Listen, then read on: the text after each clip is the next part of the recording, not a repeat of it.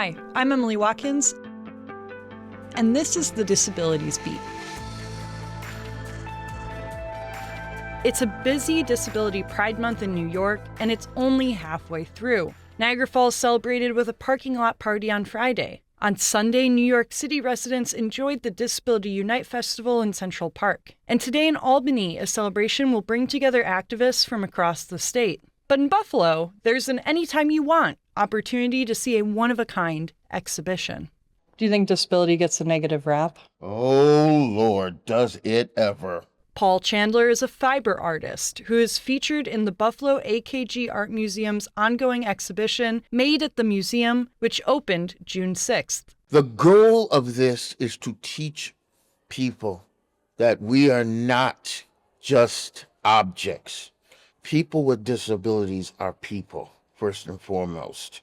And they have abilities that are just different than others. Chandler is involved in Stitch Buffalo, as well as Starlight Studio and Art Gallery, an artist development day program for adults with disabilities. Starlight is one of the partners of this exhibition, which includes about 400 pieces of art from local disabled artists. All of the show's work was either inspired by or made in the museum, as local artists from partner organizations spent several weeks visiting, learning, and creating at the museum.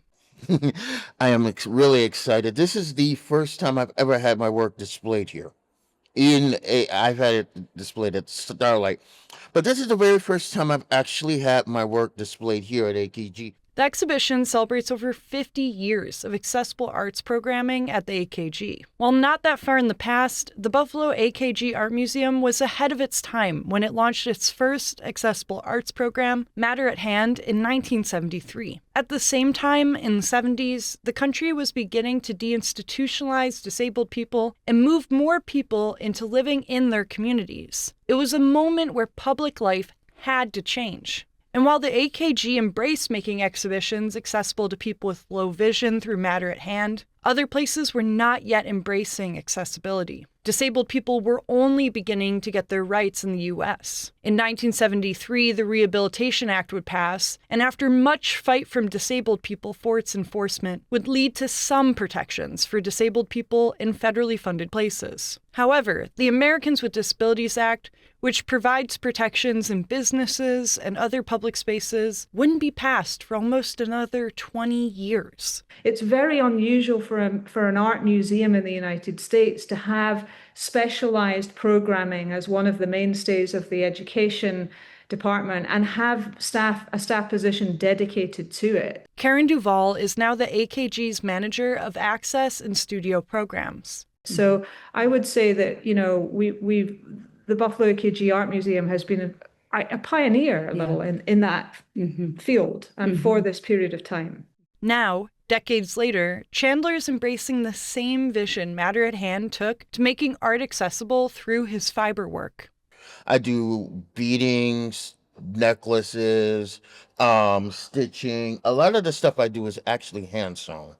It's geared for people with sensory issues, who are autistic or visually impaired, things of that nature. Why is it important to create art that people can feel? Well, because not everyone can see. There are people who do have visual impairments. There are also people who are neurodivergent, who are on the spectrum, and it can be quite different for them. Everybody on the spectrum is different, and they can understand and they can interact more when you actually use that kind of art. The show runs until October 20th and is completely free to view. But if you're looking for a way to understand Disability Pride deeper, this is one place to go this July. I would have to say you could describe me as someone with a disability who's very outspoken, who likes to show who I am, and I'm proud of being dyslexic, you want to see some pride, there's pride in that. I take pride in what I can do. You can listen to the Disabilities Beat segment on demand, view a transcript and plain language description for every episode on our website at btpm.org. I'm Emily Watkins. Thanks for listening.